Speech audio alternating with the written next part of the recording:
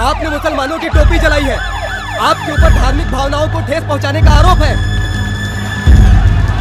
अरे भाई, ये क्या अन्याय है? पहले तो उन लोगों ने हमारे सेवकों को पीटा, इसने तो सिर्फ विरोध प्रकट किया है। वो सब आप कोर्ट में कहिएगा। यूट्यूब पर क्लिप है जो इनके खिलाफ पक्का सबूत है। अरे सुनिए, धर्मपाल! हाय हाय! धर्मपाल! हाय हाय! धर्म को नहीं, शांत हो जाइए। नहीं तो हमें लाठीचार्ज करना मेरी बात सुनिए, मेरी बात सुनिए, मेहरबानी करके मेरी बात सुनिए।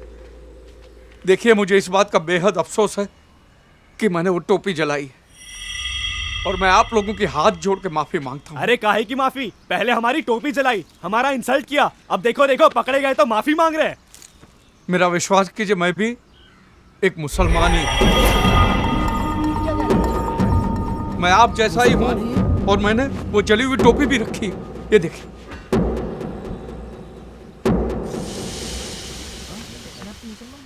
आप कहो तो मैं कलमा पढ़ने को तैयार हूं। और मेरे पास एडॉप्शन सर्टिफिकेट है जिसमें लिखा है कि मेरे बाप का नाम मीर शौकत अली है। आप मुझे मेहरबानी करके माफ कर दीजिए। तुम्हारी शादी श्रद्धा से नहीं हो सकती। तुम एक मुसलमान की औलाद हो। प्रभु जी, गुरु जी, स्वामी जी। इस बंदे के खिलाफ एफआईआर दर्ज हो चुकी है। चलिए आप लोग अपने अपने घर जाइए, पुलिस को अपना काम करने दीजिए। साहब इसे पकड़ लो, इसे नहीं छोड़ना। अरे छोड़ो ना यार, ये तो अपने वाला है। चलो चलो, सब लोग अपने अपने घर चलो। हाँ चलो यहाँ से चलो, पुलिस को अपना काम करने दो। चलो निकलो यहाँ से। बेटा ये सब ड्रामा करना जरूरी था? ड्रामा नहीं है बेटा। देख, मैं मेरे बिछड़े बाप से मिलना चाहता था, इसलिए मुझे। आपके बाप को पाने के चक्कर में मेरे पापा कहीं खो गए। पर कहीं नहीं गए यार, तेरे सामने है बेटा। मैं जा रहा हूँ, खुदा हाफिज। जा रहा है? ये देखिए कैसी अजीब अजीब बातें कर रहे थे। अजीब बातें ही कर रहा है, झूठा तो नहीं है।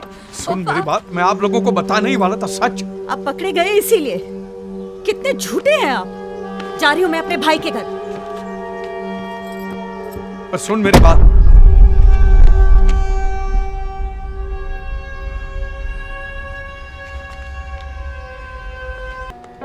अरे धर्म, अरे भाई मुसीबत थी गई। શું થયું? अरे वो रावल साहब ने ऑर्डर कैंसिल कर दिया। रावल ने? हाँ, नहीं पहले मेहता साहब कॉल रिजेक्ट करता है। बोल। साला एक दिन में सब बदल गए हैं।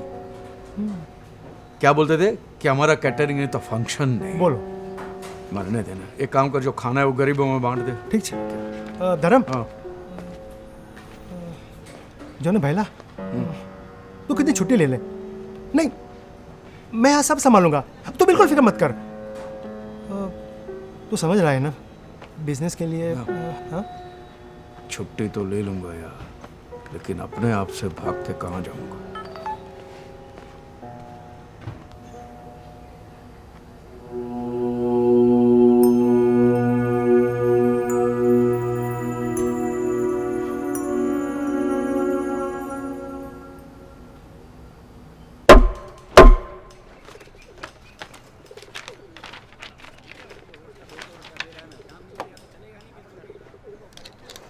आईपीसी 146, 296, 298। इस उम्र में ऐसे चार्जेस? कोई वकील है आपके डिफेंस का? मिलॉर्ड, हम हैं डिफेंस के वकील, नवाब महमूद नजीम अली शाह खान बहादुर। तो कुल कितने वकील हैं डिफेंस के? बाकी के सब कहाँ हैं? नो मिलॉर्ड, सिर्फ एक हम। यही हमारा नाम है। थोड़ा लंबा जरूर है, एक दो तारीखें तो नाम लेने में निकल जाती हैं। Silence, please proceed. Thank you very much milord.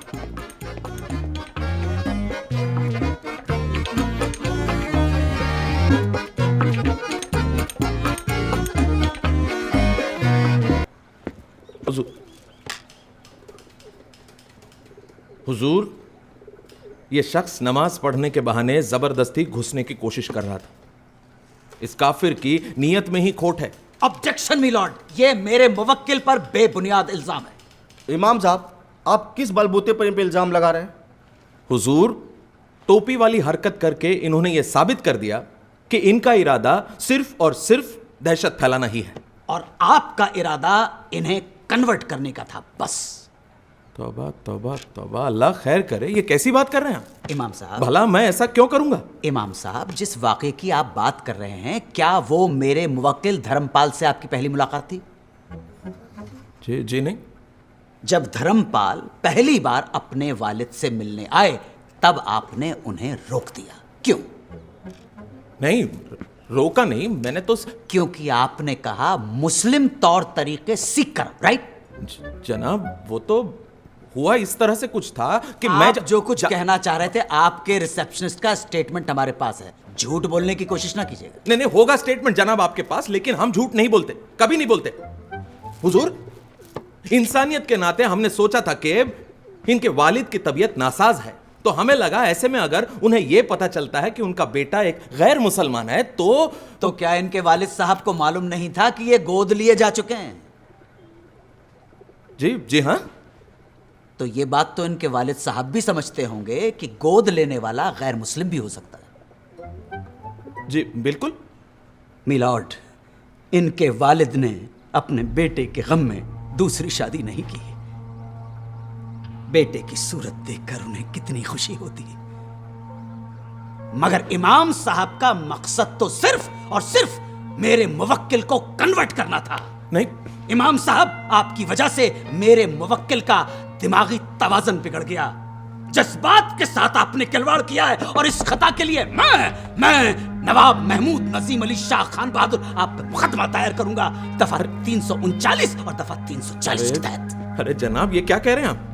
नहीं नहीं, आप जरा ठंडे दिमाग से सोचिए, ऐसा करने की जरूरत नहीं। इमाम साहब, जिस जगह पे इनके वालिद हैं, क्या वहां गैर मुस्लिम नहीं जा सकते?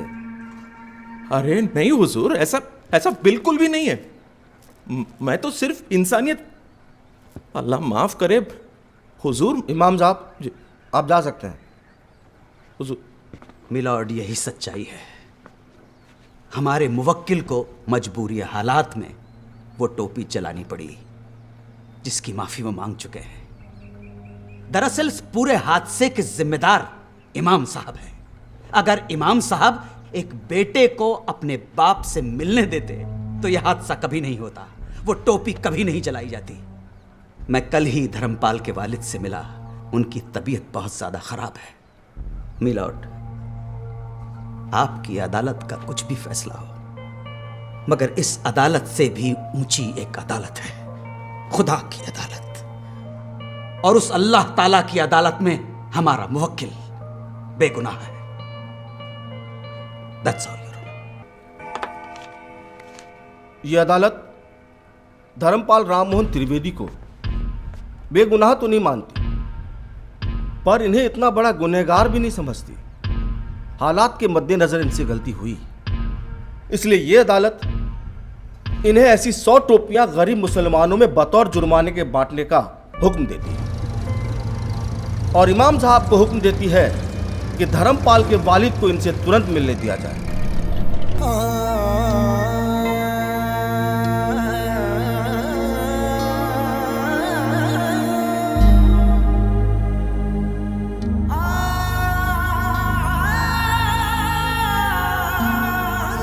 आखिरी वक्त तक अपने बेटे का इंतजार करते रहे। शुक्र है वकील साहब तस्वीर तो दे गए।